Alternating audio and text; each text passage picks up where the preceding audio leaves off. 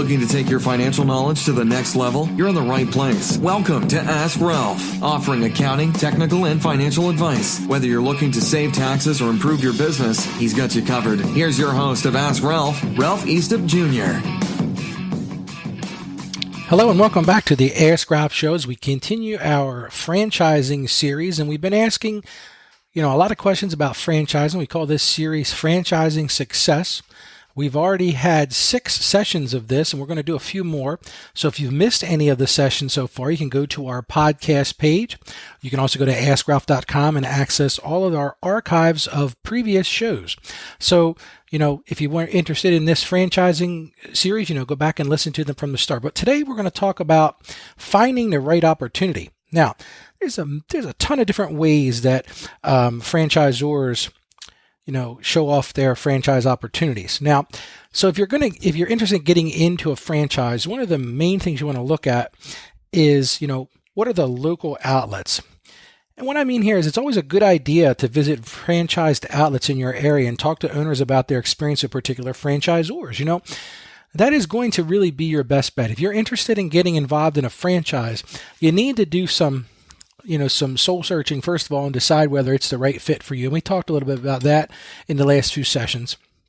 But once you've decided that this, something you're interested in, then you want to go and visit the local outlets. So let's say, for example, you're interested in, getting into I think Mathnasium is one of the ones I've seen recently, a type of tutoring system.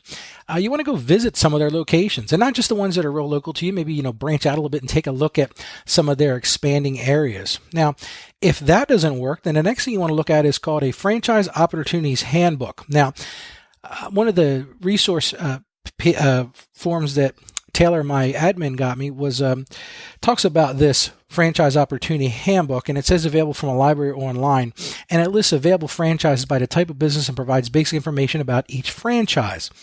And that's really, sort of the encyclopedia of franchising. Now, another option, I've had a lot of clients take this route when they look at a franchise, and that's actually go to a franchise exposition.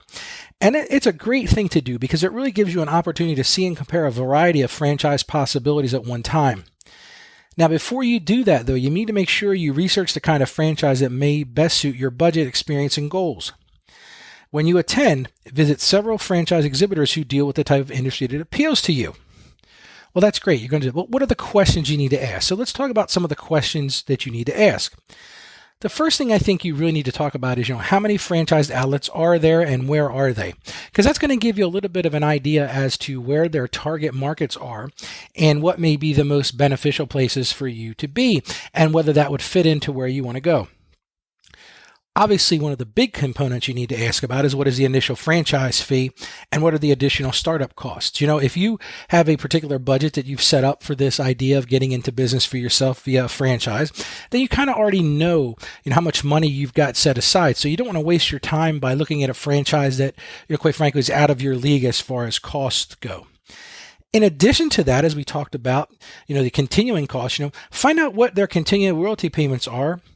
And how they go about doing that. You need to understand that because this is going to come right out of the bottom line of the gross sales that you make. The next question is what management, technical, and other support does the franchise offer? And this is a big one. We've talked a lot about, a lot about this in our previous session. You need to understand, what kind of support are they going to give you? They're going to give you a real turnkey franchise operation, or, is this a newer franchise and they're really just getting into the franchising area? And, unfortunately, you do see a lot of those, and that's not necessarily a bad opportunity because a lot of times when it's a new franchise, you may get into it for a lower cost. You may be able to get an area locked up for a little bit less money, but you need to understand as well that they're not going to have potentially that same level of management, technical, and support services that you might need. If this is the first time you've ever been in business for yourself, this may not be the best option for you to go into a franchise that hasn't been well developed. The next question you want to ask, what controls does a franchisor impose? And as we talked a little bit about this before, are they going to require a particular type of signage? Is there going to be a particular package of materials that you're going to need to buy? Are you comfortable with that level of control to know whether this is going to be a good fit for you? And then, one of the big questions I end this particular franchise acquisition questions with is, how long has a franchisor been in business? That's a really big deal. Like I said, you may get a benefit from going with a person that's not been in franchising very long, but you also need to understand that. You also have to have a mental approach of, they're going to put high pressure sales tactics on you in these type of expositions. You need to be prepared ahead of time to walk away from any franchise opportunity that doesn't fit your needs. They're going to show you, every side of this, how beautiful this is. And you need to be, have the stomach for, hey, I'm going to go after this. I'm not going to just take the bait and go there, because they're going to really sell you on, how great this franchise is. Unfortunately, my experience has been that if they've got to hard sell you on buying the franchise, it's probably not the franchise that you want. It's not always the case, but for the most part, the people who have these great franchises generally aren't begging you to take their franchise. They're basically, you're bidding for that, or you're begging them. Another option, of course, is a franchise broker. They may be called business coaches, advisors, referral sources, or sales consultants. You'll find these folks, they'll advertise in magazines that are related to franchising. You need to be careful of these as well, because these potential, quote, franchise brokers may be nothing more than salespeople for the franchise. And so you need to understand, is this person an independent franchisor? Some franchise brokers may claim they will suggest only those franchises that meet certain standards. You may think this means that your risk is limited because the broker weeds out poor investments. In fact, some brokers represent any franchisor willing to pay them a commission for a sale. You need to ask the broker, how do they decide what franchisors they're going to represent? You also need to understand how they're paid. For example, some brokers earn a flat fee regardless of the price the franchisees they sell. Others earn a commission. So understanding, how that comes in, and ask who pays the broker and how the payment is calculated. In some cases, the broker may be paid from the franchisor, but then in other cases, may be paid from the franchisee. And then you really want to ask a tough question of that. And are the broker's earnings claims reliable? Convince a particular person to buy a franchise. A broker may talk about how much money you can make, which sounds great.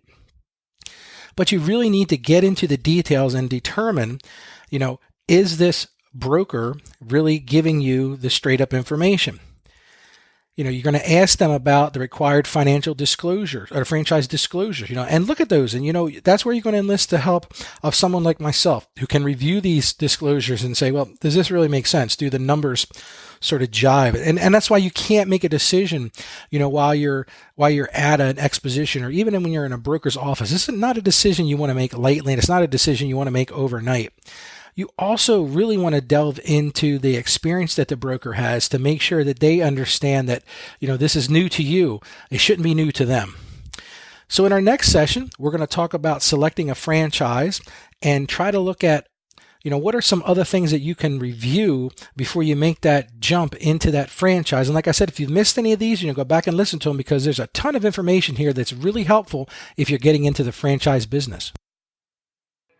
You've been listening to Ask Ralph, brought to you by Saggio Accounting Plus. Please subscribe to and rate our podcast on Apple Podcasts or wherever you get your podcasts, and leave us a rating and review. Our podcast is produced by Carolyn Peters. Thank you for listening, and be sure to like us on Facebook and follow us on Twitter at Ask Ralph Media. You can also hear me each week on 1450 WILM and on 1410 WDOV in Delaware, and on the iHeartRadio app. Submit your questions or ideas for future shows by sending an email to AskRalph@AskRalph.com.